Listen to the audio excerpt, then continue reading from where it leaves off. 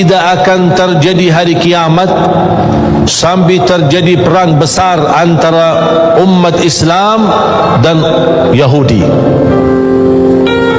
Di mana tempat perang? Di situ, di Palestina. Bahkan sebagian ulama berkata Ardul Mahsyar Palestina, tempat nanti dibangkit oleh Allah seluruh manusia, berkumpul di satu tempat untuk dihisab hari kiamat. Itulah tanah suci Palestina. Makanya Palestina memiliki keistimewaan yang sangat besar. Nabi Isa alaihissalam akan turun ketika juga datang Al-Imamul Mahdi bersama Nabi Isa ke Palestina, dan Nabi Isa justru mendorong Imam Mahdi untuk menimami umat Islam di saat itu. Karena Al-Imamul Mahdi adalah keturunan Nabi Muhammad SAW, bernama Muhammad Ibnu Abdillah, sama dengan nama Nabi kita Nabi Muhammad Ibnu Abdillah sallallahu alaihi wasallam.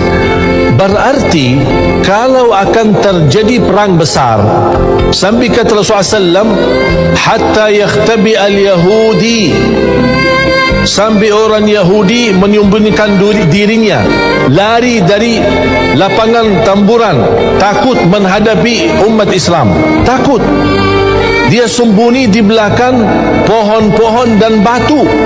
Allah perintahkan pohon dan batu untuk berbicara.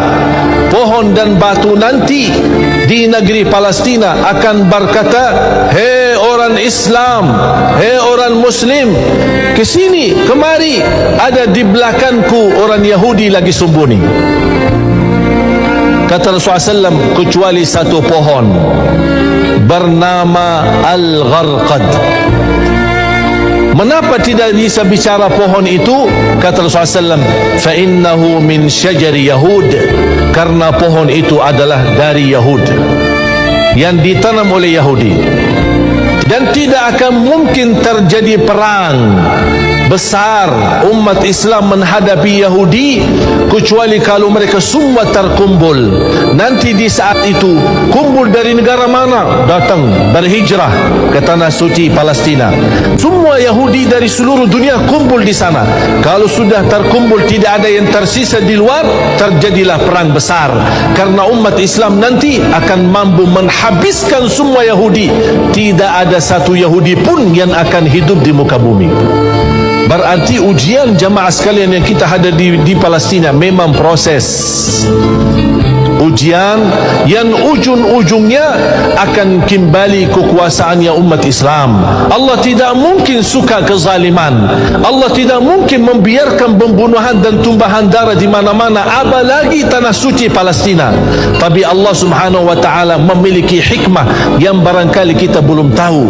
Tapi nanti di akhir zaman, dan itu tanda-tandanya sudah semakin dekat. Tapi salah satu kemuliaan yang saya bisa merasakan kegembiraan dan kebahagiaan, khususnya masyarakat Indonesia sudah menilai positif dan menilai tanda yang sangat baik bagi rakyat Palestina.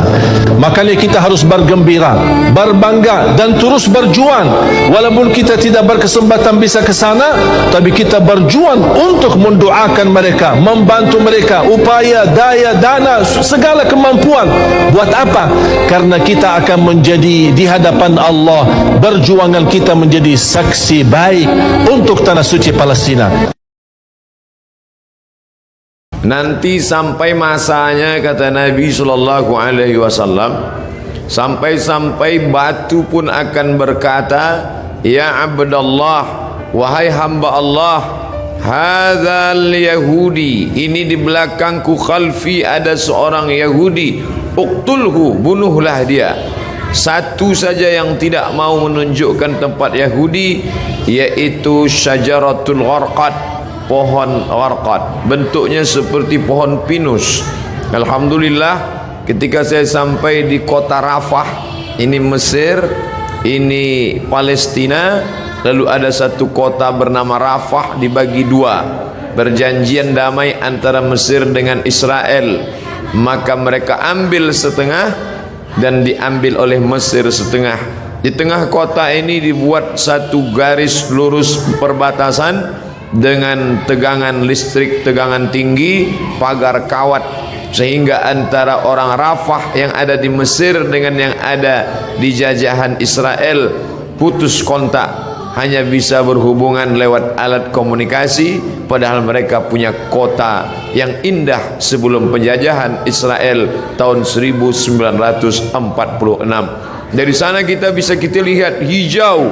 Ternyata yang hijau mereka tanam itu adalah syajaratul gharqad, pohon yang memang sudah disebutkan Nabi Muhammad sallallahu alaihi wasallam. Mereka mengatakan di bawah Masjidil Aqsa ini ada tempel kuil King Solomon yang mereka agungkan, yang dalam Al-Quran kita menyebutnya Nabi Sulaiman alaihissalam mentauhidkan Allah subhanahu wa ta'ala, anak dari Nabi Daud alaihissalam juga mentauhidkan Allah, tapi mereka merusak ajaran ini dan mereka membawa ini sebagai slogan. Oleh sebab itu ada seorang berkeluarga negaraan Perancis bernama Roger Jaraudi masuk Islam, bersyahadat, dan dia menulis buku bahwa Israel membangun negara berdasarkan mitos. Maka pemerintah menangkap Roger Jaraudi, dipenjarakan. Tapi dia puas karena dia sudah mengungkap bagaimana kebatilan Israel. Penjajahan terbesar di atas dunia hari ini dilakukan oleh Israel. Tembok terpanjang di dunia hari ini, tembok yang dibangun oleh Israel. Sebenarnya di balik ini semua adalah Allah mau memperlihatkan kepada kita mana yang berjuang menegakkan agama Allah, mana yang diam saja.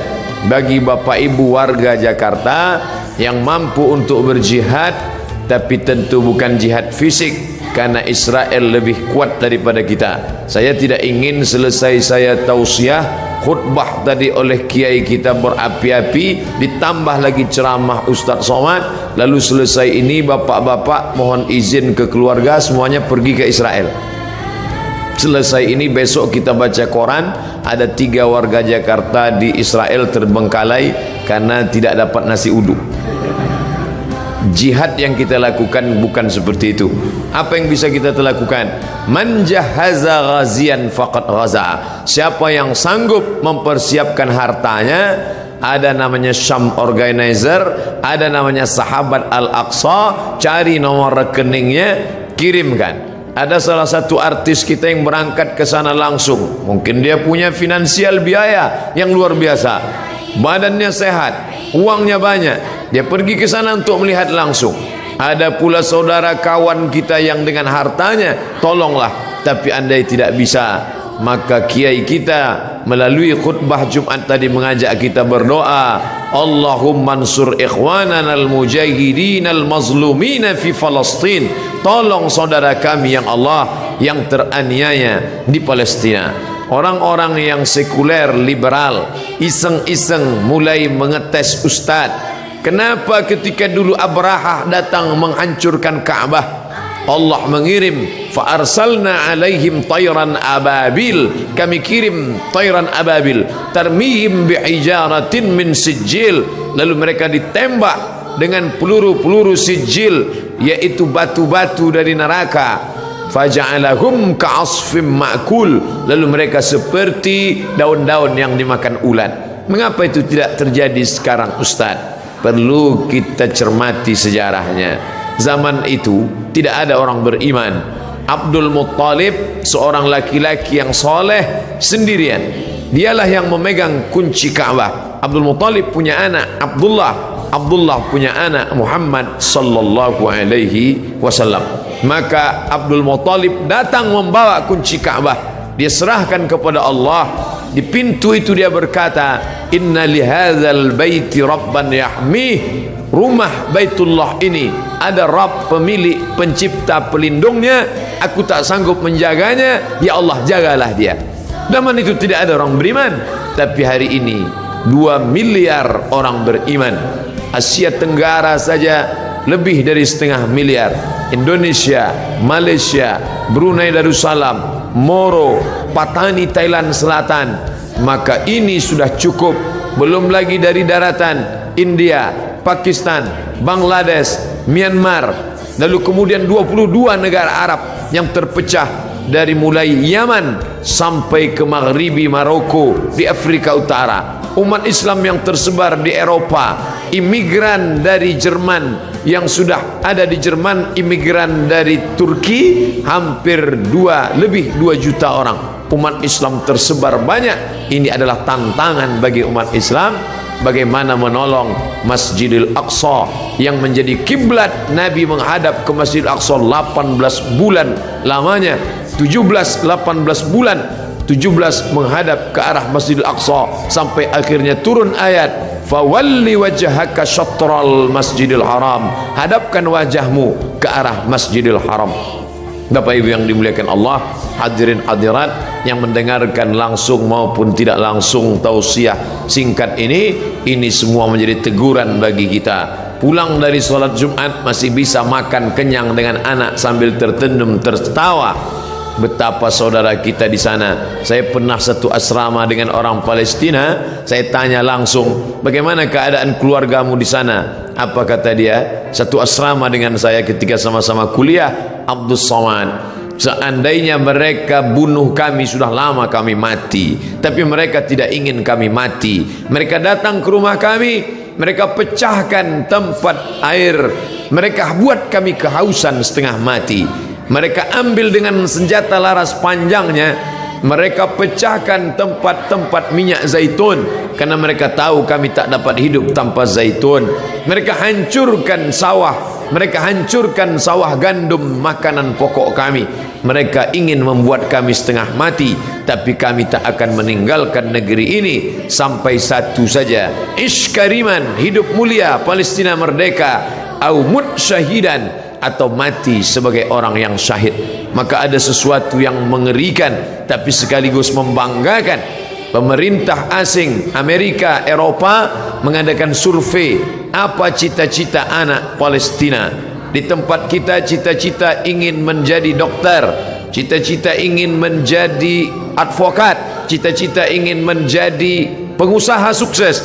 Tapi cita-cita anak Palestina lebih 90% cita-citanya ingin menjadi seorang yang mati syahid. Maka apapun profesinya, iskariman, kalau kau hidup, hiduplah mulia, au mut syahidan, kalau mati maka mati syahid. Maka pemerintah Mesir lewat masyarakat muslimnya membuat slogan mempertahankan makanan produk Islam, tidak membeli produk-produk dari Israel yang sekian persennya dibelikan untuk peluru membunuh saudara-saudara kita. Uangnya uang kita, kita yang memakai, dari deterjen sampai sikat gigi sampai tekstil sampai alas kaki, produk Amerika dan Eropa bekerja sama dengan lembaga Israel untuk membantai saudara-saudara kita. Alhamdulillah, di negeri yang kita cintai, Republik Indonesia, kita digalakkan untuk memakai produk sendiri, negeri asli sendiri, tidak ada kaitan dengan impor dan Israel. Maka kembalilah kepada produk-produk kita, karena sedikit banyak kita sudah menyumbang membeli peluru untuk menyobek jantung saudara kita. Ini bukan masalah nasionalisme. Orang yang berkata tidak ada hubungan kita dengan Palestina, itu murni hubungan konflik antara Palestina dengan Israel, maka dia tidak mengerti ajaran Islam. Kita baca Al-Quran, Subhanalladzi asra bi'abdihi laylan minal masjidil haram ilal masjidil aqsa. Kalau orang mengatakan itu Palestina tidak ada hubungan agama, maka Masjidil Aqsa terletak di Palestina. Kita beriman kepada Isa alaihissalam bukan sebagai anak Tuhan, tapi sebagai Rasul utusan Allah. Isa lahir di Palestina, besar di Palestina, diangkat dari Palestina. Kita beriman kepada Musa alaihissalam, ditulis namanya dalam Al-Quran. Musa lahir di Mesir dan berhijrah ke Palestina. Namanya 4 kali kita sebut. Kama sallaita ala Ibrahim wa ala ali Ibrahim, kama barakta ala Ibrahim wa ala ali Ibrahim. Ibrahim lahir dan besar di Babilonia, Irak, tapi kemudian dia hijrah ke Palestina. Nabi Ishak di Palestina, Nabi Ismail di Palestina, hijrah ke Makkah Al-Mukarramah. Nabi Musa hijrah ke Palestina, Nabi Isa lahir besar di Palestina, dan Muhammad sallallahu alaihi wasallam Isra Mi'raj ke Palestina, barulah naik ke Sidratul Muntaha. Maka hubungan kita bukan sebagai hubungan kemanusiaan, tapi hubungan yang lebih kuat.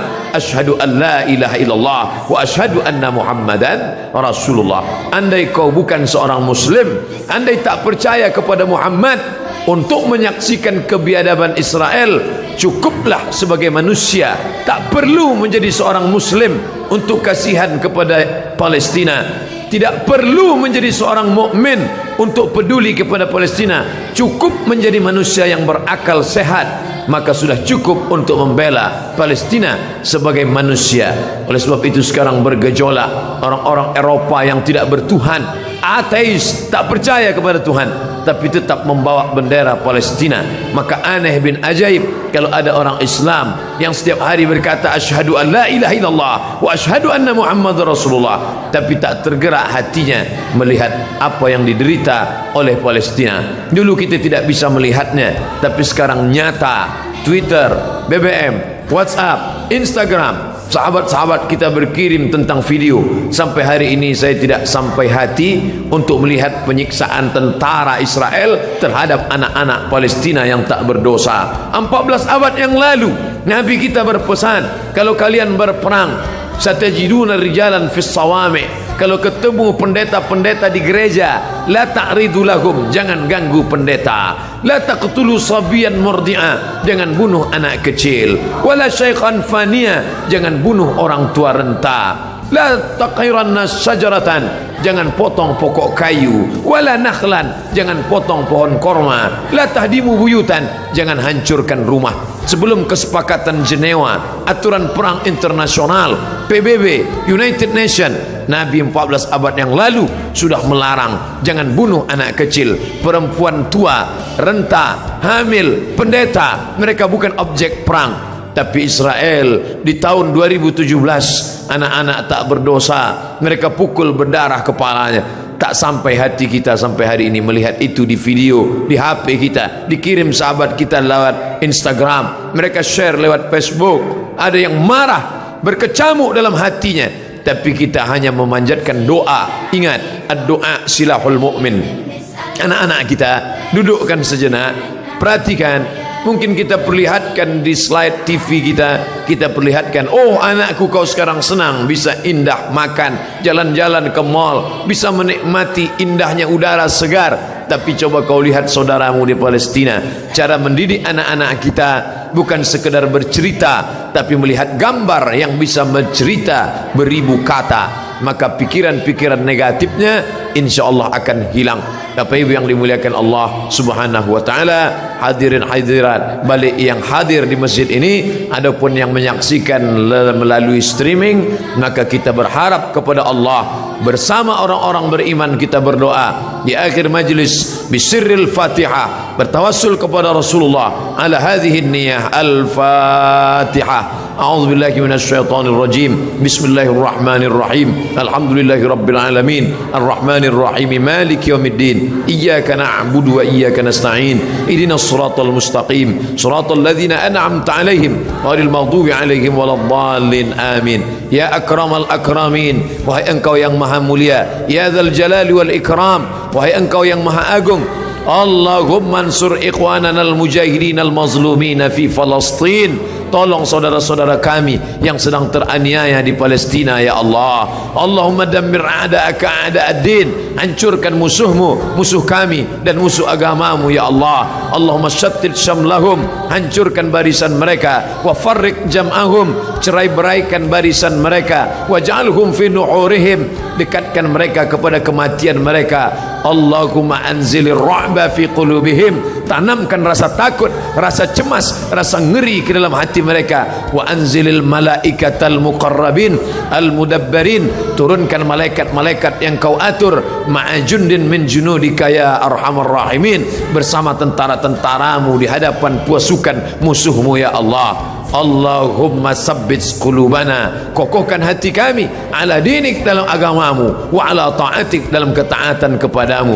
Allahumma inna na'udzubika min ilmin la yanfa', jauhkan kami dari ilmu yang tak bermanfaat, wa min qalbin la yakhsha, dari hati yang tak khusyuk, wa min nafsin la tashba', dari nafsu yang tak pernah kenyang, wa min du'ain la yusma', dari doa yang tak dikabulkan. Allahumma ansur ikhwanana al-mujahidina fi kulli makan, tolong saudara kami yang teraniaya, yang berjuang, mereka dibakar, mereka dibunuh, mereka diusir, bukan karena harta, tapi karena lidah mereka berkata la ilaha illallah wa ashhadu anna muhammadan rasulullah. Allahumma ja'al abna'ana wa banatina min huffazil Quran, jadikan anak-anak kami para penghafal Quran. Waj'alhu lana imaman wa nuran wa hudan wa rahmah, jadikan Quran sebagai cahaya penerang saat gelap gulita, sebagai hidayah bagi kami ya Allah. Allahumma hadi qaumana fa innahum la ya'lamun, saudara-saudara kami, sahabat-sahabat kami yang belum peduli, beri mereka hidayah, mereka berbuat buruk karena mereka tidak tahu ya Allah. Rabbana atina fid dunya hasanah wa fil akhirati hasanah wa qina adzabannar, wa sallallahu ala sayyidina wa maulana Muhammad wa ala alihi wa sahbihi wasallam, walhamdulillahi rabbil alamin.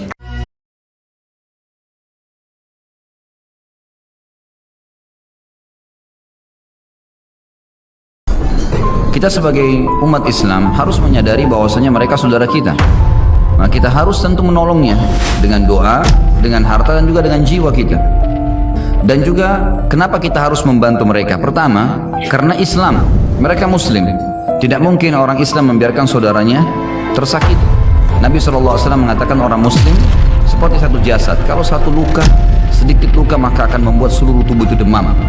Wajar kita memikirkan saudara kita di sana, dan kita tidak bisa menerima penjajahan itu. Alasan yang kedua, karena memang asli penduduk Palestina yang sedang dijajah sekarang, mereka orang asli penduduk suku Finiki dan suku Kanaan. Ini dua suku Arab yang asalnya ada memang di Palestina, penduduk aslinya. Jadi selain mereka Muslim mempertahankan karena agama mereka dicoreng, maka mereka juga penduduk asli. Orang-orang Yahudi yang datang itu tiba di Palestina pertama kali pada saat memang Musa alaihissalam keluar dari Mesir, selamat dari Fir'aun, lalu masuki Palestina. Itu pertama kali orang Yahudi menginjakkan kakinya di Palestina. Jadi sebelumnya sudah ada dua suku asli turunan Arab yang dulunya beragama Kristen. Pada saat suku Romawi atau kebangsaan Romawi berkuasa, setelah datang Umar bin Khattab di tahun 14 Hijriah menguasai Palestina, maka pada saat itulah umat Islam menguasai wilayah itu, dan seluruh masyarakatnya masuk Islam kecuali sebagian kecil yang tetap beragama Nasrani. Jadi ada alasan secara agama kenapa kita harus membela mereka, kenapa kita harus mengetahui beritanya, baik secara penduduk juga secara hubungannya dengan hukum syar'i, berhubungan dengan masalah Masjid Aqsa. Hadis Nabi SAW yang berbunyi, Abi Dzar berkata, kami sedang berdiskusi di antara sahabat-sahabat Nabi di masjid Nabi SAW di Madinah, lalu kami berkata satu sama yang lain, mana yang lebih afdal ya, sholat di masjid ini atau sholat di Masjid Aqsa? Maka Nabi SAW keluar lalu berkata, sholat di masjidku ini 4 kali lipat dibandingkan Masjid Aqsa. Hadis ini berarti menjelaskan Masjid Aqsa 250 kali lipat dibandingkan tempat lain, karena Masjid Nabawi 1000. Lalu kata Nabi SAW, tapi ketahuilah sebaik-baik tempat sholat adalah Masjid Aqsa. Sebaik-baik tempat sholat adalah Masjid Aqsa. Dan akan datang nanti satu waktu, ini seakan-akan Nabi SAW menceritakan tentang keadaan sekarang. Seseorang tinggal di sana tidak memiliki tanah lagi kecuali senilai dengan tali sendal mereka, dan mereka tetap mempertahankannya karena ingin melihat Baitul Maqdis, seperti menceritakan tentang keadaan muslimin sekarang. Lalu kata Nabi SAW, ketahuilah tanah sekecil itu pun di sekitar Baitul Maqdis, sekitar Masjid Aqsa, senilai itu pun tanah kita milikin di sana karena ingin melihat Baitul Maqdis, kata Nabi SAW, lebih baik daripada dunia dan seluruh isinya.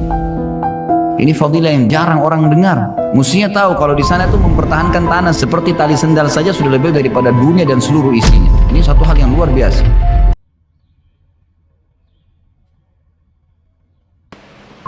Beberapa hari ini kita mendapatkan informasi yang tidak berhenti. Potongan-potongan video bayi-bayi yang menjadi korban serangan Zionis terhadap umat Islam di Gaza. bagaimana rumah sakit pun harus hancur. Kita hidup nyaman di sini, jemaah. Kita sholat dengan nikmat, kita makan dengan lezat, kita tidur dengan nyenyak. Apa yang kita lakukan buat mereka?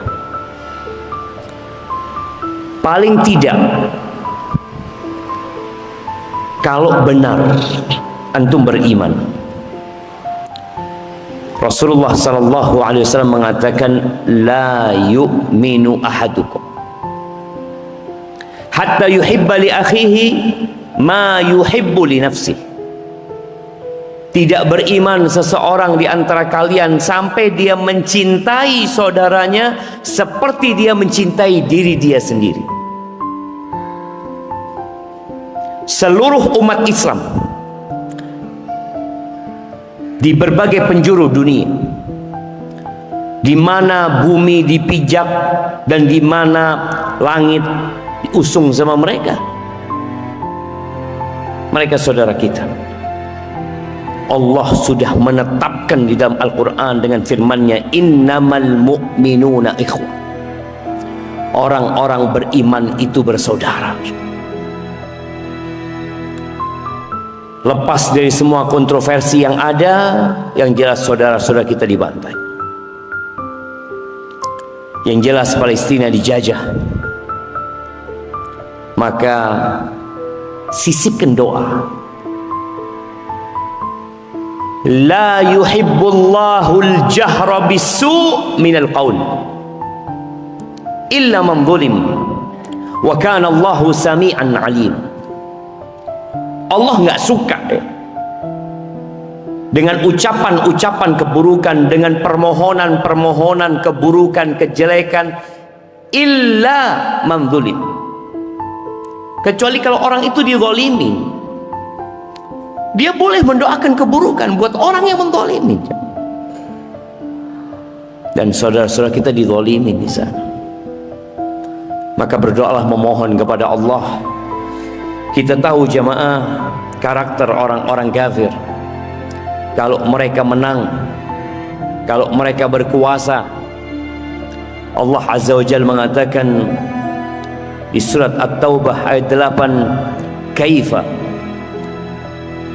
wa iyadharu alaikum, bagaimana kalau mereka menang atas kalian? Mereka punya kekuatan yang bisa mengalahkan kalian. La yarqubu fikum illa wala dhimma. Mereka tidak akan memelihara hubungan kekerabatan wala perjanjian yang dibuat, nggak ada.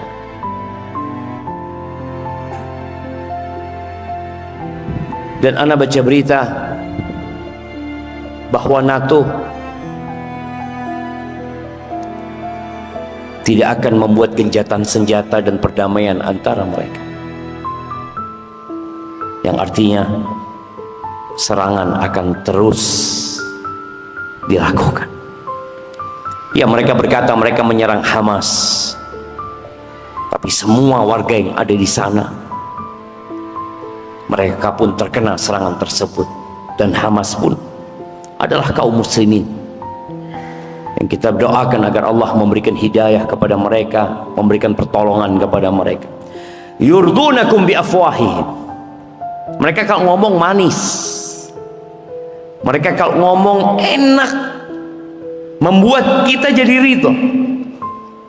Wa ta'ba qulubuhum, sedangkan hatinya menolak.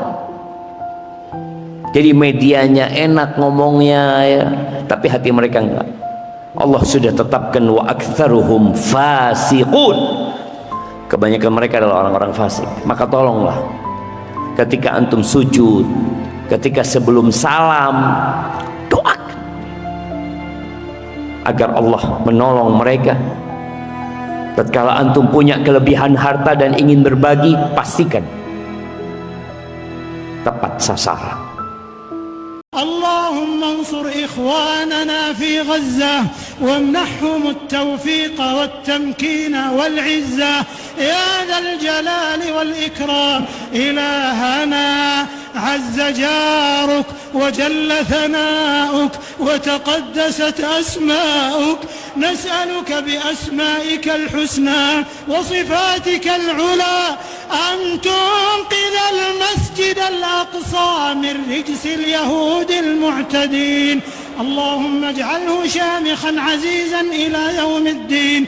اللهم أكرمنا بالصلاة فيه، اللهم أكرمنا بالصلاة فيه قبل الممات. اللهم انصرهم في فلسطين، اللهم انصرهم في فلسطين.